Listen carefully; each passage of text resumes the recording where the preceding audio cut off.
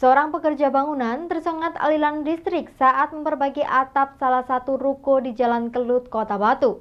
Selain menderita luka bakar akibat tersengat arusan tegangan tinggi, korban juga mengalami luka serius di bagian kepala. Lantaran saat hendak ditolong warga, plafon atap ruko jebol. Selasa pagi, warga Kaliputih, Kelurahan Sisir digegerkan dengan peristiwa naas yang dialami oleh Suradi, 52 tahun, seorang pekerja bangunan asal Wukir Gang 6 RT 4 RW 2 Kelurahan Temas. Suryadi kedapatan tersengat arus listrik tegangan tinggi PLN.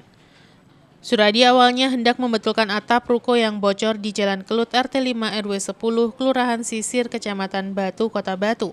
Tanpa sengaja, Suryadi menyentuh kabel listrik kurang lebih 1,5 meter yang berada tepat di atas ruko. Kejadian itu membuat tubuh Suryadi terpental dan membentur atap ruko yang membuatnya pingsan di atas ruko. Anas, salah satu warga yang mengetahui kejadian ini, kemudian menghubungi petugas PMK Kota Batu. Namun karena tidak kunjung datang, ada salah satu warga yang mencoba menolong korban dengan memanjat atap ruko. Naas, atap ruko yang kurang kuat jebol, hingga membuat Suryadi dan warga yang menolongnya turut jatuh dari atap ruko ke balkon lantai 2 ruko setinggi 3 meter. Akibatnya, kedua korban mengalami luka-luka. Posisi dia udah kesetrum, Mas ya? Ya, waktu naiknya juga tahu.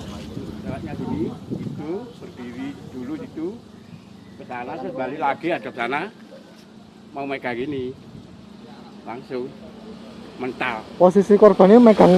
Ya. Belum, rupanya mau megang udah mental. Mental ke tembok tuh. Ya. Terus jatuh itu. Jatuh, terus yang nyuruh turun. Oh, orangnya masih gerak, naik juga. Nah, jatuh berdua. Korban berarti 2 orang. 2 orang. Itu warga lokal apa warga mana? Yang kesetrum. Yang kesetrum. Kesetrum nggak tahu, bukan orang ini. Oh, dia Pak tukang mau betulin atap itu. Ya. Kedua korban langsung dilarikan ke rumah sakit oleh petugas kepolisian yang kebetulan melintas di sekitar TKP untuk mendapat pertolongan medis. Keduanya ditolong oleh warga dan dibawa ke RS Bayangkara Hasta Brata untuk menjalani perawatan. Kondisi kedua korban masih tersadar meski menderita luka-luka yang cukup serius. Selain luka bakar akibat tersengat listrik, juga luka benturan di kepala akibat terpental dan jatuh dari atap ruko. Polsek Batu yang mendapat laporan melakukan olah tempat kejadian perkara atau TKP. Dari hasil olah TKP sementara, diduga korban tersetrum kabel listrik yang bukan berasal dari ruko tersebut, namun kabel listrik tegangan tinggi yang berada tepat di atas ruko. Sebetulnya korban ada 1, jadi kini ada keterlambatan pertolongan untuk menurunkan, jadi ada 2 korban yang jatuh. Tadi terbaca korbannya sekarang sudah dilarikan ke atas data. Cuma saya tahunya tadi kebetulan pas lewat, tahunya dia sudah tersengat, jatuh. Kita langsung lari mau minta pertolongan ke pos. Kebetulan Pak Trimo pas lewat sama Pak temannya tadi, terus langsung menolong tadi. Kondisinya kayak apa, Mas? Kondisi korban? Kondisi korban kayak ya sebetulnya tadi ya kritis, cuma lebih kritis lagi kan jatuh tadi, ketambahan jatuh karena plafonnya tidak kuat. Yanto Yancung melaporkan. Perampasan telepon genggam dengan modus gendam terjadi di wilayah Kota Batu. Pelaku yang mengaku sebagai pegawai Kecamatan Junrejo memperdaya korbannya dan sempat rekam kamera pengintai atau CCTV milik warga setempat. Seorang ibu rumah tangga asal Desa Beji, Kecamatan Junrejo menjadi korban gendam. Akibatnya, telepon genggam milik ibu tersebut raib dibawa lari pelaku. Aksi pelaku ini sempat terekam kamera pengawas atau CCTV. Kejadian ini berawal dari korban yang setiap harinya menjual buah di pinggir Jalan Raya Insinyur Soekarno, Desa Beji. Dihampiri seorang pria parubaya yang mengaku sebagai pegawai Kecamatan Junrejo. Pelaku menghampiri mempertanyakan status lapak korban akan dilakukan penggusuran oleh pihak kecamatan. Korban mengaku bahwa pelaku membawa kabur telepon genggamnya dengan dalih awalnya dipinjam untuk foto lapak. Untuk bahan laporan, setelah selang beberapa menit pelaku langsung kabur. Korban baru sadar setelah anaknya memanggilnya. Namun pelaku sudah kabur membawa telepon genggam milik korban. Katanya mau membutuhkan dokumentasi foto-foto. berhubung setelah telepon suami saya, berhubung mau foto nggak ada HP-nya, beliau meminjam HP saya dengan katanya sudah persetujuan suami saya. Dengan meminjam HP saya, terus setelah HP saya kasihkan, langsung naik sepeda langsung lari. Dia ngaku pejabat atau gimana, Bu? Iya. Ngakunya dari mana? Ngaku dari petugas kecamatan. Sementara Kanit Reskrim Polsek Junrejo membenarkan kejadian gendam yang menimpa ibu rumah tangga asal Beci dan kejadian ini sudah dilaporkan pada Polsek Junrejo. Menerima laporan korban berdasarkan rekaman kamera pengintai atau CCTV, petugas sedang melakukan penyelidikan untuk mengungkap pelaku gendam tersebut. Polisi menghimbau kepada masyarakat agar berhati-hati dan waspada terhadap orang yang tidak dikenal dan bisa menanyai identitasnya terlebih dahulu dengan jelas meskipun mengaku sebagai apapun dan jangan mudah menuruti apa yang diminta oleh orang yang tidak dikenal tersebut. Jadi sekira pukul siang itu ya. Kejadiannya sekitar siang, sekitar pukul 11 itu. Dari korban, cuman waktu dilaporkannya sudah menginjak malam, jam 19. Kalau dari hasil laporan keterangan dari korban, itu modusnya seperti apa tidak?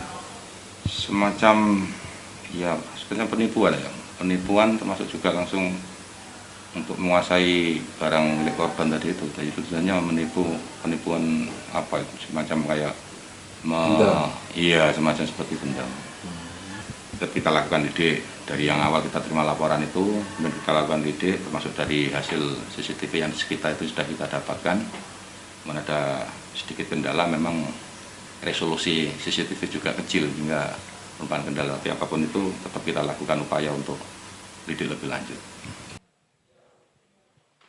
Yanto Yancung melaporkan. Hari pertama pemberlakuan pembatasan kegiatan masyarakat di Malang Raya, petugas gabungan dari TNI, Polri, dan Satpol PP melakukan operasi toko, kafe di sejumlah wilayah di Kota Malang.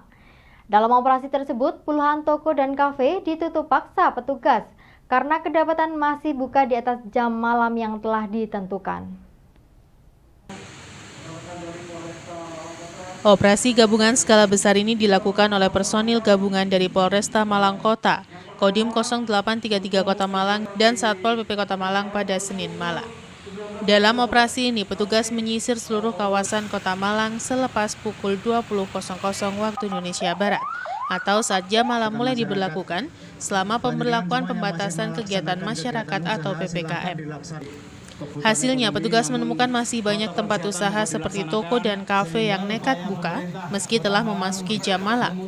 Petugas pun mendatangi tempat usaha tersebut dan meminta pemilik usaha menutup langsung.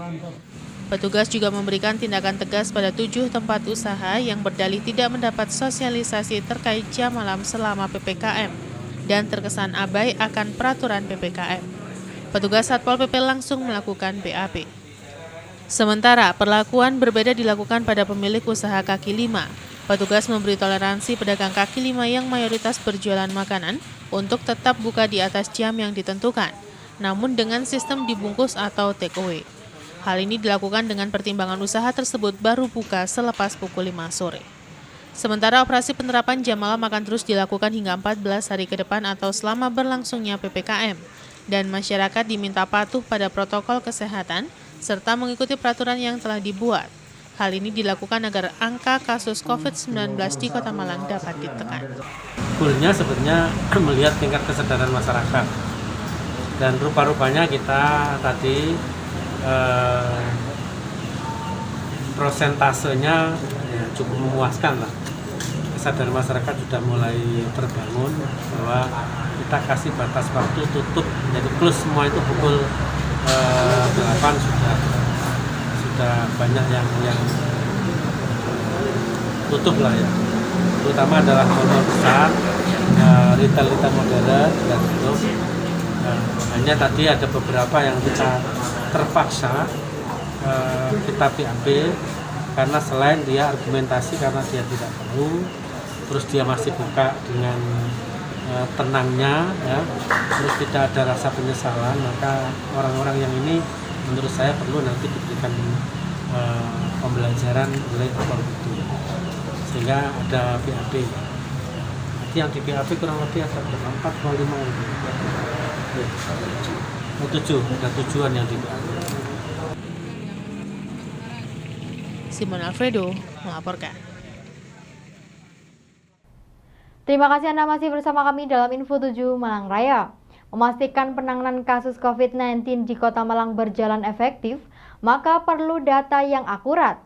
Untuk itu, memastikan data kasus COVID-19 yang benar, Pemkot Malang melakukan koordinasi sinkronisasi data COVID-19 di Kota Malang. Diharapkan dengan adanya sinkronisasi data tersebut, nantinya penanganan kasus COVID-19 berjalan efektif. Pemkot Malang melakukan rapat koordinasi sinkronisasi data COVID-19 dengan berbagai unsur, diantaranya TNI, Polri, Rumah Sakit, dan Puskesmas di Kota Malang. Laporan tersebut membahas laporan data terkait kasus COVID-19 kepada Satgas COVID-19 Kota Malang. Wali Kota Malang mengatakan bahwa sinkronisasi data COVID ini merupakan cara untuk mengetahui tingkat kematian, penambahan jumlah kasus COVID-19 di Kota Malang. Wali Kota menambahkan bahwa selama ini dari jumlah kasus yang dilaporkan, sebagian besar masih belum terverifikasi. Wali Kota juga mengatakan bahwa kendala belum sinkronnya data dikarenakan banyak pasien positif yang sudah sembuh, namun datanya baru dilaporkan. Selain itu ada juga pasien positif yang terdata di rumah sakit, namun ketika diverifikasi di alamat tujuan, ternyata pasien tersebut tidak ada. Diharapkan dengan adanya sinkronisasi data tersebut, nantinya data yang dilaporkan berjalan akurat, sehingga penanganan kasus COVID-19 berjalan efektif dan dapat memantau tingkat kesembuhan pasien COVID-19 di Kota Malang. Berkaitan dengan jumlah data yang ada di kami itu kan tingkat positif rate kita, katakan ada hari ini 300 berapa? 320 sekian ya. Yang terverifikasi, yang belum terverifikasi itu ada 219. Nah, ternyata dari puskesmas itu dia tidak ngasihkan data seluruhnya. Dia ngasihkan data itu harus selesai semua.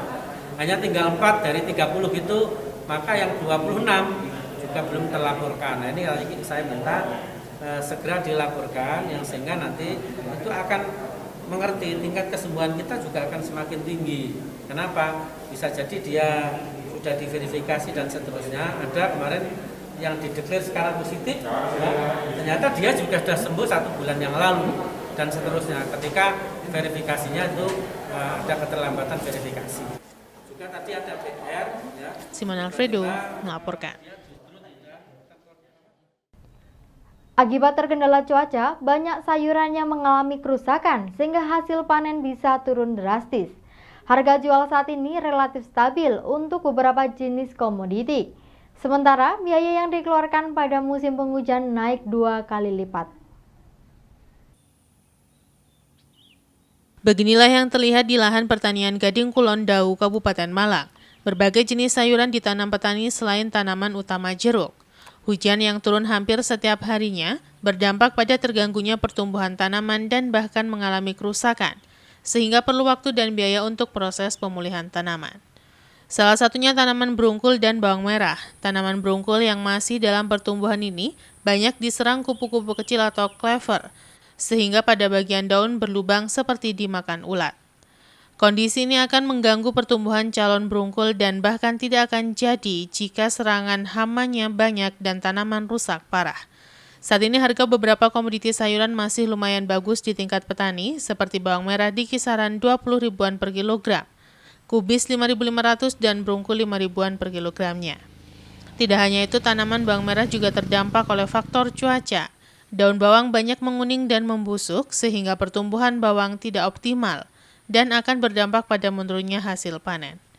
Menurut salah seorang petani menjelaskan, saat ini harga bawang merah kering lumayan bagus di tingkat petani, tetapi harga ini bisa kembali turun karena petani bawang merah di beberapa tempat di Kabupaten Malang banyak yang melakukan panen.